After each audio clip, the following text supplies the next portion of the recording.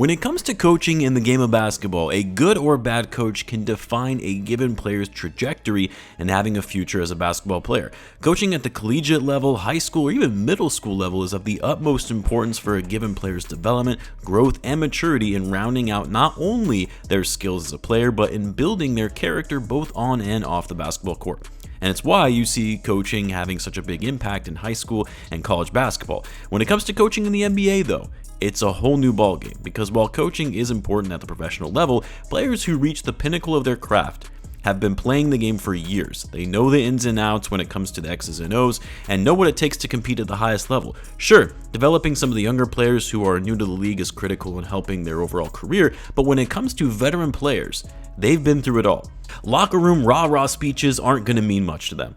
Coaching veterans at the NBA level, it is all about managing egos, finding that delicate balance of sticking to the game plan and what will be the most effective way to win the game, but doing so while keeping your star players' egos in check and having them focus on the ultimate goal, which is winning. And while no one will deny that having a good coach in the NBA is important in order to see sustained success, it's gotten to the point where coaches are more often than not used as a scapegoat for a team's failures without acknowledging the real problem at hand that has caused their failure. What is that, you might ask? Well, let's talk about it further. As always, if you're new to the channel and you like this type of content, then be sure to subscribe to help the channel grow, and in return I'll be providing more NBA content like this. Now, of course, a lot of this is stemming from the recent firings of the Suns head coach and Frank Vogel, and before that, Lakers coach and Darvin Ham. And while I'll get to those firings in a second, those two recent firings are simply a microcosm of what we have been witnessing in the NBA at large most recently, particularly when it comes to older, higher payroll teams who had championship aspirations. While we've seen short tenures from coaches in the NBA decades ago, this has become more and more commonplace in just the last 10 years. Take Frank Vogel as an example. He was hired by the LA Lakers in 2019 after the Lakers failed to make the playoffs in their first season with Lebron James. In his first season coaching the team, after they made swift changes to trade for Anthony Davis, the Lakers would go on to win the championship. And then just 2 seasons later, he would be fired after the Lakers failed to make it out of the first round of the playoffs and would subsequently miss the play-in entirely the following season. Or how about Mike Budenholzer? Won the championship with the Milwaukee Bucks in 2021, all but to be fired just 2 seasons later after the Bucks lost in embarrassing fashion in the first round of the playoffs as the #1 seed. Funny enough that this is the very same coach the Suns will be hiring to replace Frank Vogel. Not to mention the fact that the Milwaukee Bucks, who had just fired Coach Bud, would go on to hire a first-time head coach in Adrian Griffin and fire him midway through the season despite having the team being the second best in the Eastern Conference, because it was clear that the team, simply put, was not good enough to win the title with their poor defense. After making an all-move for Damian Lillard and with their window being so short, they reacted quickly and fired their coach not even 6 months into the job, and then would hire Doc Rivers, all but to just see them lose in the first round anyway. And yes, I know Giannis didn't play in that playoff series, but that team wasn't looking championship bound even when he was actually healthy. Speaking of Doc Rivers, don't forget that he was fired after just 3 seasons with the Sixers after they failed to get beyond the second round of the playoffs in the East. Of course, like we mentioned, Darvin Ham getting fired after 2 seasons at the helm with the Lakers despite going to the conference finals last season. Nate McMillan also getting fired quickly by the Atlanta Hawks when they disappointed, all but to really not improve after hiring what I would consider to be one of the better coaches in the league in Quinn Snyder. How about Stan Van Gundy, just 1 season with the New Orleans Pelicans? And look, this isn't to say that some of these coaches aren't to blame for their team's lack of success or that they could have been better in terms of getting the most out of the talent on their roster, but has anyone ever taken a step back to say, maybe the problem isn't the coach, but rather the ones putting together the roster? Here's the thing, do I think Darvin Ham and Frank Vogel are good coaches and that they should be absolved of any criticism for their team underperforming? No. And yeah, it's easy to look at the Lakers and Suns roster and see the star talent that they have on it and say, well, that's inexcusable. Both teams getting beat down in the first round of the playoffs and couldn't even finish top 5 in their conference. You can't have players that good and fail. That's got to be on the coach. But what people fail to acknowledge is that fit is everything in the NBA.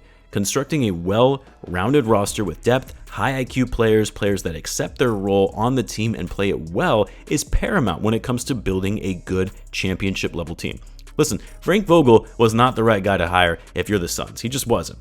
But putting together 3 stars like Devin Booker, Kevin Durant, and Bradley Beal, who all have similar skill sets, all ball-dominant, heavy isolation players, is not going to lead to much success in the NBA. And a lot of people saw that and knew that to be the case. 3 very highly paid stars with little to no depth on the roster, and even worse, no trade assets in the form of young players or draft capital.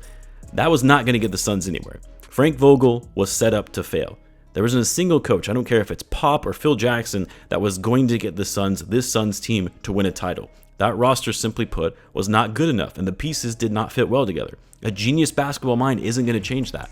How about the Lakers? I don't think Darvin Ham is a great coach, but when you have aging stars, little shooting, limited depth, no real center, how do you expect the team to compete in the playoffs? A 39-year-old LeBron James is going to do everything? The Bucks as well. Say what you will about their defense looking terrible under Adrian Griffin, it's not like it improved that much under Doc Rivers. Did they ever think maybe losing the backbone of their defense and the point of attack in Jrue Holiday could be one reason to explain this sudden decline? Damian Lillard is a superstar, no question. I'll be honest, I thought the fit between him and Giannis was going to be much, much better than what we saw. But when you trade away your shooting and Grayson Allen, you get rid of your veteran leader in Jrue Holiday, and you've got a bunch of aging players, the second oldest team in the NBA, when the most successful teams right now are those young, athletic, pace and space type teams. Like, what do you think is going to happen? And so when it doesn't work out, it's, well, let's just fire the coach. Let's get a new guy in here to disrupt the identity and chemistry on this team even further. Let's get these guys their third coach in 3 years. That's not how it works. GMs, front offices need to take more accountability. If the team is underperforming, your job should be more on the line than the coaches. You put the roster together, including the coaching staff. While you can point fingers at everyone else, the real problem is you. Putting together these star-studded lineups that don't fit well together without any semblance of depth along the roster, at what point does the GM take a step back and look inward and say, yeah, I've got to be better? I'll speak on my team actually, the Bulls. As much as I am not a Billy Donovan fan and never liked that hire to begin with, the front office plays a bigger role in the Bulls' failures right now. And I will say, as frustrated as I've gotten with Bulls Executive Vice President Arturas Karnisovas at his season-ending press conference, unlike other GMs and owners who have been putting the blame on others, he took accountability in saying he needs to be better in setting up Billy Donovan up for success, putting the right guys around him to get the most out of this group. That you can't expect a coach to be successful when the roster construction isn't there. The Bulls have a very poorly constructed team, and there's no one to blame for that than the front office. Yeah, Billy Donovan could be better. Great coaches get the most out of their rosters regardless of who they have to work with. And so while all of these coaches, the ones that have been recently fired anyway after quick tenures, they all could be better. Remember, they work with what has been given to them. And if you give them all the tools to put together a car, but you give them shit parts, how do you expect the car to run? So while I get someone has to answer for these teams that have championship aspirations when they fall short of expectations, no one, though, is more to blame than the guys putting the team together. And it's getting to a ridiculous point that all of these coaches are on such short leashes when it comes to their job security that it makes you wonder if these guys will keep taking these jobs when they know they'll be the first to go when something goes wrong. Let me know what you guys think, though. How much blame do you think the coaches should be taking on some of these failed rosters? Let me know in the comments. As always, be sure to subscribe, and I will see you in the next one.